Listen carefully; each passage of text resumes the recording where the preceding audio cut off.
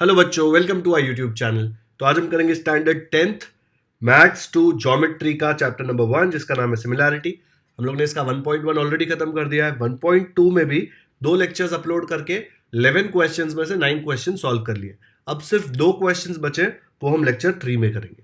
अगर आपको इसके पहले के सिमिलैरिटी के वीडियोस देखने हैं तो यहाँ पे राइट साइड में ऊपर आई के बाजू में लिंक आएगा, उस पर क्लिक कीजिए। आपको 10 स्टैंडर्ड सिमिलैरिटी के सारे वीडियोस मिल जाएंगे। अगर आपको ज्योमेट्री के बाकी वीडियोस देखने हैं तो प्लेलिस्ट सेक्शन में ज्योमेट्री का भी प्लेलिस्ट है, उसमें जाके आप बाकी वीडियोस देख सकते हैं। चलो शुरू करते हैं। नेक्स्ट कॉन्सेप्ट बेस्ड है ये वाली property of 3 parallel lines and their transversals. Parallel lines के चैप्टर में 8, 9 में मैंने आपको इस पे बहुत ही डिटेल में ट्रांसवर्सल्स और पैरेलल लाइंस की प्रॉपर्टीज बताई थी। अब यहाँ पे एक और एक्स्ट्रा प्रॉपर्टी है जो रेशियो के इसमें आ जाएगी। देखो कैसे। तो ये 3 लाइन दी है आपको LMN, ये पैरेलल है एक दूसरे को, ठीक है। ये तीनों एक दूसरे को पैरेलल है, मतलब ये कितने भी आगे लेके जाओगे जिंदगी में कभी एक दूसरे से मिलेगी नहीं, इंटरसेक्ट नहीं करेगी। और उनके 2 ट्रांसवर्सल्स है। ट्रांसवर्सल क्या होते हैं? जो लाइंस को काटते हैं। दिख रहा है यहाँ पे काट रहा है, तो ये एक लाइन है, ये एक लाइन है। तो जब ट्रांसवर्सल्स काटेंगे 3 पैरेलल लाइंस को, तो 3 पॉइंट यहाँ पे बनेंगे, 3 पॉइंट यहाँ पे बनेंगे। अगर ऐसे 3 पैरेलल लाइन दिए हैं और ऐसे 2 ट्रांसवर्सल्स दिए हैं तो आप इनको देख के इनके बारे में कुछ इंफॉर्मेशन बोल सकते हो। क्या है वो प्रॉपर्टी? वो प्रॉपर्टी बोलता है कि AB upon BC is equal to, यहां पे AB लिया ना तो यहां पे PQ, BC तो QR, तो AB upon BC equal to PQ upon QR। ये बोल सकते हैं। कब बोल सकते हैं? If L parallel M parallel N and ऐसे 2 ट्रांसवर्सल्स आए तो हम बोल सकते हैं कि AB upon BC equal to PQ upon QR। मैंने आपको बताया था प्रूफ में आपको अलग एक वीडियो में बना के दूंगा, थ्योरम में सिखाऊंगा, बट अभी आपको सिर्फ प्रॉपर्टी समझना है।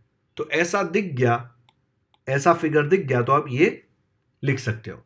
लेकिन ये चैलेंज कहां था कि डायरेक्टली ऐसा फिगर नहीं दिखाएंगे, फिगर को थोड़ा ट्विस्ट कर देंगे। कैसे ट्विस्ट करेंगे? देखो यहां देख लो, ये फिगर दिया तो देख के समझ में आता है ना कि अगर L parallel M parallel N है then AB upon BC equal to PQ upon QR। अब यही जगह पे अगर मैं एक्स्ट्रा पार्ट इरेज कर दूं, ये वाला, ठीक है, सब इरेज कर दूं और सिर्फ इतना सा रखूं तो कुछ चेंज थोड़ी ना हो रहा है। ये तीनों लाइन एक दूसरे को तो अभी पैरेलल है। तो लेट्स से आपका फिगर ऐसे दिख रहा है, तो ये 3 लाइन एक दूसरे को अभी पैरेलल है, खाली लंबा नहीं किया हुआ है, बस एक्सटेंड नहीं किया हुआ है। तो 3 पैरेलल लाइंस और उनके ट्रांसवर्सल्स ना 1 और 2। तो यहाँ पे भी आप बोल सकते हैं कि अगर ये लाइन पैरेलल टू ये लाइन पैरेलल टू ये लाइन, मतलब लेट्स से यहाँ पे दिया हुआ है AP parallel to BQ parallel to CR, तो आप क्या बोल सकते हो कि भाई देखो ये ट्रांसवर्सल है, ट्रांसवर्सल एक दूसरे को पैरेलल नहीं है, तो AB upon BC equal to PQ upon QR। आया समझ में? और एक केस क्या हो सकता है इसमें? इसमें एक और केस ये हो सकता है कि ये पूरे डायग्राम को ऐसे घुमा दिया। क्या फर्क पड़ता है घुमाया तो भी? साइड्स तो वही रहने वाली है। देखो यहाँ पे भी ये 3 लाइन एक दूसरे को पैरेलल है और उनके 2 ट्रांसवर्सल्स है, तो यहाँ पे मैं बोल सकता हूँ AB upon BC equal to PQ upon QR। कुछ बच्चे पूछेंगे सर A से शुरू करना जरूरी है क्या? यहाँ पे C से शुरू करेंगे तो चलेगा। अगर यहाँ पे C से शुरू किया तो इधर भी R से शुरू करना पड़ेगा। कैसे? देखो अगर मैं ऐसे लिखूं CB अपॉन BA, अगर ऐसे लिखा तो जब इक्वल टू के इस तरफ लिखूंगा तो यहां भी R से शुरू करना पड़ेगा। सेम इधर उसके सामने वाले से ही शुरू करने का, तो RQ अपॉन QP। ये दिख रहा है, दोनों सेम है। अगर मैं इसको CB लिख रहा हूं तो देखो BC, BA तो AB, QP के जगह PQ, RQ के जगह पे QR। सिर्फ उल्टा कर दिया, इन्वर्टेंडो हो गया। यहाँ पे इन्वर्टेंडो याद है ना, हमने सीखा था ना 9th में। सिर्फ उल्टा कर दिया दोनों को, ठीक है। तो ऐसे फिगर घुमा दिया तो आप ये भी लिख ही सकते हो, AB upon BC equal to PQ upon QR, ऐसे भी लिख सकते हो। ये सेम चीज आप इसके पहले वाले क्वेश्चन में भी लिख सकते थे। ये वाले में भी आप CB upon BA equal to RQ upon QP लिख सकते हो, ठीक है। तो कहीं पे भी आपको 3 पैरेलल लाइन दिख गई और उनके 2 ट्रांसवर्सल दिख गए तो आप उसके बारे में ये इंफॉर्मेशन दे सकते हो। और आंसर में रीजन क्या लिखेंगे? प्रॉपर्टी ऑफ 3 पैरेलल लाइंस, देखो 1 2 3 एंड देयर ट्रांसवर्सल्स, 2 ट्रांसवर्सल्स है ना। ओके, चलो इस पे क्वेश्चन देखते हैं। फिफ्थ क्वेश्चन में दिया है in trapezium A B C D, देखो ये A B C D trapezium है, उसमें side A B, parallel side P Q, parallel side D C, ये 3 जो लाइन है वो पैरेलल है, ठीक है। और दिख रहा है ये 2 लाइन जो है ये 3 लाइंस को काट रही है, ठीक है। अगर काट रही है तो वो ट्रांसवर्सल हो गई। अभी इसमें लेंथ दिया है, देखो P D equal to 12, A P equal to 15, Q C equal to 14, B Q find करने बोला है। कितना टाइम पास है यार। अब भी मैंने आपको 3 पैरेलल लाइंस एंड ट्रांसवर्सल बताया, दिख रहा है 3 पैरेलल लाइंस, 1 2 3, 3 पैरेलल लाइंस और 1 और 2 दो ट्रांसवर्सल। तो हम लोग इसमें क्या कर सकते हैं, जहां पे भी ट्रांसवर्सल्स, ये ट्रांसवर्सल्स है, जहां पे भी वो काट रहे हैं ए पी और डी पे and B Q and C पे, वहां पे इक्वल रेशियो आ जाएगा। मतलब A P upon P D is equal to, यहां पे ए पी लिया तो यहां पे बी क्यू, उसके सामने वाला B Q upon Q C. Value substitute करो, ए पी कितना है देखो, ए पी है 15, पी डी है 12, तो 15 upon 12 is equal to, B Q नहीं पता एंड क्यू सी कितना है, क्यू सी है 14। अगर बी क्यू का वैल्यू फाइंड करना है तो 14 को यहां से भगा के उधर भेजो, इधर नीचे डिवाइड हो रहा है वहां जाके मल्टीप्लाई होगा। तो मैं बोल दूंगा 15 इंटू 14 अपॉन, नीचे आ जाएगा 12 equal to B Q. Cut करके देखो, 2 6 जार, 2 7 जार, फिर 3 2 जार, 3 5 जार, ठीक है। तो क्या आ गया, 5 इंटू 7 35 अपॉन 2, तो मुझे मिला 35 upon 2 equal to B Q. 35 upon 2 मत छोड़ो, इसको सॉल्व करो। 35 अपॉन 2 सॉल्व करोगे तो 2 1 जार 2 1, ये 5 नीचे आया, 2 7 जार 14 1, अगर मुझे डेसिमल डालना है यहाँ पे 0 आएगा, 2 5 जार 10, फिर 10 माइनस 10 0, तो आ गया 17.5 आंसर। तो इसका आंसर आ गया 17.5, यही पूछा था अभी क्यों। दिख रहा है कितना इजी है। इसमें सबसे बड़ा प्रॉब्लम है यहाँ पे वो रीजन लिखना। क्या था reason, property of 3 parallel lines and transversal. यहाँ पे देखो 1 2 3, 3 पैरेलल लाइन, 1 2 ट्रांसवर्सल्स, 2 ट्रांसवर्सल्स है। ऐसे मत लिखना property of 3 parallel lines and 2 transversals, सिर्फ लिखना property of 3 parallel lines and transversals, क्योंकि टेक्स्ट बुक में ऐसे दिया है। आया समझ में। चलो ये तो मैंने रफ में सिखाया, अब इसको लिखेंगे कैसे देखो।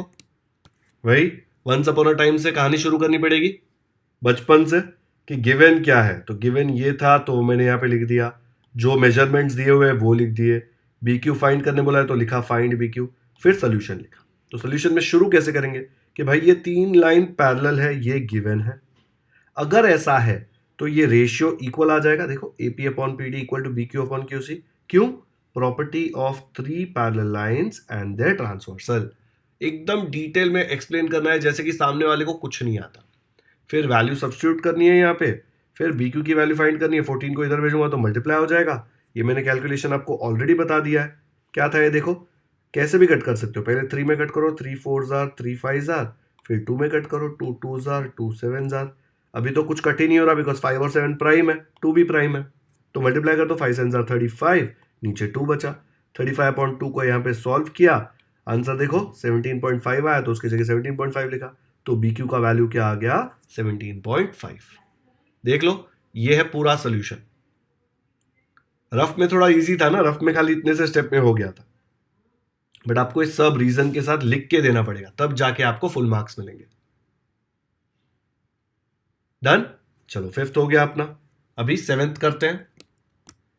सेवेंथ में दिया है A B parallel C D parallel F E, A B parallel C D parallel F E, ये तीनों लाइन पैरेलल है और ये दिख रहे दो उसको काट रहे हैं, तो ये दोनों क्या हो गए, ट्रांसवर्सल 1 ट्रांसवर्सल 2।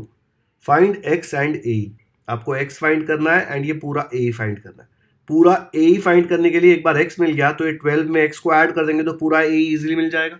तो पहले एक्स फाइंड करते हैं। अगर 3 पैरेलल लाइन ऐसे हैं और ये 2 ट्रांसवर्सल है तो मैं क्या बोल सकता हूँ, पैरेलल लाइन देखो F D upon D B, तो हम लिखेंगे F D upon D B equal to E C upon C A, E C upon C A. इधर रीजन लिख देंगे property of 3 parallel lines and transversal. ऐसे मत लिखना P3 PLT, नहीं तो मस्त जीरो मिलेगा। ये तो रफ में बता रहा हूं इसलिए लिख रहा हूं। FD क्या आ जाएगा? FD देखो यहाँ पे है 4, DB कितना है 8 दिख रहा है, DB दिया हुआ है क्वेश्चन में।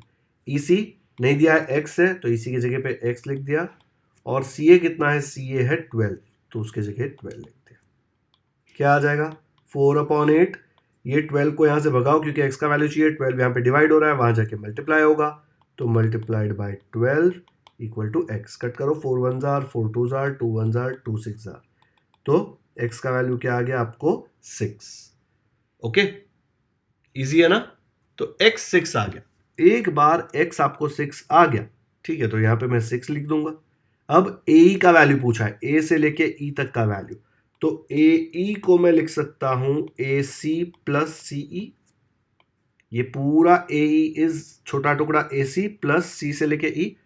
क्यों लिख सकता हूं? बिकॉज इसका रीजन कैसे लिखते हैं याद है ना, ए सी और ई तीनों एक ही लाइन में, इसलिए ऐसे लिखते हैं लाइन, ठीक है, स्ट्रेट लाइन में। इतना सिंपल रीजन है। ए सी का वैल्यू 12 दिया है, सी का वैल्यू अभी हमने 6 निकाला है, 12 प्लस 6 कितना आता है 18, तो ए का वैल्यू आ गया 18 यूनिट्स। है ना सिंपल एकदम। इतने में से देखो आपको एक्स भी मिल गया, आपको ए भी मिल गया, ठीक है। लेकिन जब फेयर में लिखेंगे तो ये सब रीजन देना पड़ेगा। देखो कैसे आएगा फेयर में, समझ में आया ना सोल्यूशन? अच्छा, ऐसा लग रहा है क्या पहले B D upon D F लेते तो यहाँ पे ए सी अपॉन सी लेते तो अलग आंसर आता? नहीं आता। देखो बच्चों, यहां पे चेंज करोगे ना, एफ डी के जगह पे बी डी लिखोगे, पहले बी डी तो इधर डी एफ होगा, और यहां पे भी ए से ही शुरू करना पड़ेगा, तो आंसर सेम ही आने वाला है। ओके, चलो इसका सोल्यूशन कैसे आएगा देखो अभी। तो वही पहले हमने गिवन लिख दिया है, यहाँ पे गिवन में क्या क्या दिया था क्वेश्चन में, वो सब कॉपी कर लिया। A B parallel C D parallel F E, ये मेजरमेंट्स यहाँ पे दिए हुए थे वो कॉपी कर लिए। पूछा क्या है, एक्स एंड ए। सोल्यूशन क्या आएगा, 3 लाइन पैरेलल है, उसके बाजू में रीजन लिखना नहीं भूलना है। देखो मैंने नहीं लिखा यहाँ पे, क्या आएगा गिवन, ये क्वेश्चन में गिवन था। फिर रेशियो ले लेंगे F D upon D B equal to E C upon C A, फिर वैल्यू सब्स्टिट्यूट करेंगे, यहाँ पे 12 को उधर भेज देंगे क्योंकि इसी का वैल्यू चाहिए, बट इसी क्या था अपना, इसी वॉज नथिंग बट एक्स, तो आपको चाहिए तो यहाँ पे एक्स लिख दो, या फिर जैसे यहाँ पे पहले इसी का वैल्यू फाइंड किया, इसी इज नथिंग बट एक्स, इसलिए एक्स इक्वल टू 6, ऐसे भी लिख सकते हो। ये कट करके मैंने आपको बताया था 4 1 4 2 फिर 2 1 2 6, तो यहाँ पे सिर्फ 6 बचा, देखो बाकी तो 1 1 हो गया। अगर इसी 6 है, इसी क्या है, इसी इज नथिंग बट एक्स, तो हम लोगों ने इसी के जगह पे x लिखा, तो x इक्वल टू 6 आ जाएगा। इसको नंबर दे दो 1, क्योंकि हमको a ही पूछा है। a कितना है देखो, a से लेके e तक, इस a से लेके c प्लस c से लेके e, क्योंकि a c e तीनों स्ट्रेट लाइन में। फिर रीजन ऐसे लिख दिया, ac का वैल्यू 12, c का वैल्यू 6 कहाँ से मिला, देखो इधर से, इसलिए फ्रॉम 1 लिखा। 12 प्लस 6 18 होता है। आंसर कैसे लिखेंगे, a is equal to 18 units, ठीक है, क्योंकि यूनिट्स नहीं दिए हुए यहाँ पे। तो ये हो गया इसका पूरा सोल्यूशन। तो हमने एक और नई प्रॉपर्टी सीख ली, property of 3 parallel lines and their transversal. आया ना समझ में अच्छे से? तो आज के लेक्चर में, लेक्चर 3 ऑफ 1.2 में हमने 5th क्वेश्चन किया एंड 7th क्वेश्चन किया, एंड इसी के साथ हमारा पूरा प्रैक्टिस सेट खत्म हो गया। मैंने ये सारे नाम बाजू में क्यों लिखे हैं, इससे पता चल जाता है कि ये कौन से टाइप का क्वेश्चन, ठीक है। क्वेश्चन देखकर अगर आप एक बार रिकॉग्नाइज कर लेंगे ना कौन से टाइप का है, क्या थ्योरम यूज होने वाला है, तो आपके लिए क्वेश्चन बहुत इजी हो जाएगा। तो मैं आपको एक एक्सरसाइज भी देने वाला हूं, होमवर्क देने वाला हूं, कि सिर्फ मुझे बताओ कि कौन से टाइप का क्वेश्चन है। ओके, चलो प्रॉब्लम सेट खोल के एक बार देख लेते हैं। तो यहाँ पे प्रॉब्लम सेट में जाकर आपको सिर्फ क्वेश्चन के बाजू में पेंसिल से लिख देना है कि भैया कौन से टाइप का क्वेश्चन है। अगर बीपीटी यूज हो रहा है तो BPT, angle bisector theorem use हो रहा है तो एबीटी, ठीक है, 3 पैरेलल लाइंस एंड ट्रांसवर्सल तो 3PLT, ऐसे लिख दो, ताकि आपको एटलीस्ट समझ में आए कि क्या यूज होने वाला है इसमें। ओके, तो जैसे कि यहाँ पे मैं एग्जांपल लूं, तो यहाँ पे क्लियरली दिख रहा है देखो कि इसमें 3 पैरेलल लाइंस एंड ट्रांसवर्सल का प्रॉपर्टी शायद यूज होगा। यहाँ पे आपको पता चल रहा है कि देखो ये और ये दिया है, ये और ये दिया है, तो there is a good chance कि बीपीटी यूज होगा। ये वाला ratio upon this upon equal to this upon this, है ना। तो सिर्फ आपको इसके बाजू में लिखना है बीपीटी। ऐसे करके आपको पूरा प्रॉब्लम सेट जो है अभी तक जो आपने सीखा है उसके हिसाब से सिर्फ क्वेश्चन एक बार रीड करना है और सोल्यूशन नहीं सोचना, सिर्फ फिगर को देख के ट्राई करना है बताने के लिए कि कौन से टाइप का क्वेश्चन है। BPT, converse of BPT, angle bisector theorem, converse of angle bisector theorem, parallel lines property, okay, सिर्फ देख के उतना ही बताना है। तो ज़्यादा टेंशन मतलब नहीं आता है तो भी कोई प्रॉब्लम नहीं है, क्योंकि मैं हर एक क्वेश्चन आपको पता है कराने ही वाला हूँ इसमें से। लेकिन अगर आपने खुद से आइडेंटिफाई करना शुरू कर दिया ना कि कौन से टाइप का प्रॉब्लम है, तो ज्योमेट्री आपके लिए बहुत ईजी हो जाएगा। ओके, बिकॉज ज्योमेट्री में करते क्या है, जो भी क्वेश्चन दिया है उसका पैटर्न फॉलो करते कि ये कहाँ पे दिखता है, कौन से प्रॉपर्टी में, कौन से थ्योरम में ये सेम फिगर बैठ सकता है, उसके हिसाब से हम लोग उसको टैकल करेंगे। ठीक है, तो चलो आज का लेक्चर यहीं पे खत्म करते हैं। आज के लेक्चर में हमने 1.2 खत्म कर दिया। तो 1.2 के टोटल 3 लेक्चर्स थे। पहले लेक्चर में हमने एंगल बाइसेक्टर थ्योरम वाला प्रॉपर्टी यूज किया, सेकेंड लेक्चर में हमने बेसिक प्रोपोर्शनलिटी थ्योरम किया, और थर्ड में 3 पैरेलल लाइंस एंड ट्रांसवर्सल किया। पहले तो में कन्वर्स भी हमने खत्म कर दिया था, तो इसके 11 क्वेश्चंस थे, वो 11 के 11 क्वेश्चंस हमने खत्म कर दिए। अगर वीडियो पसंद आए तो लाइक जरूर करें, लिंक अपने दोस्तों के साथ शेयर करें ताकि उनको भी प्रैक्टिस सेट 1.2 अच्छे से समझ में आ जाए। अगर आपने हमारे चैनल को सब्सक्राइब कर दिया है तो थैंक यू, नहीं किया है तो क्यों वेट कर रहे हो, कर लो सब्सक्राइब। हम लोग इतने ही डिटेल में पूरे 10th स्टैंडर्ड का पोर्शन खत्म करने वाले हैं। बेल आइकन पर भी क्लिक कर दो ताकि जैसे ही मैं नेक्स्ट वीडियो अपलोड करूं आपको नोटिफिकेशन आए और आप कोई भी इंपॉर्टेंट लेक्चर मिस ना करें। कमेंट्स में मुझे जरूर बताएं कि आपको ये वीडियो कैसा लगा, या फिर आपका कोई फीडबैक है कि कोई पर्टिकुलर वे में क्वेश्चंस करने हैं या कुछ नहीं समझ आ रहा, तो बताइए ताकि मैं नेक्स्ट लेक्चर में वो सॉल्व कर सकूं। Thank you so much for watching this video.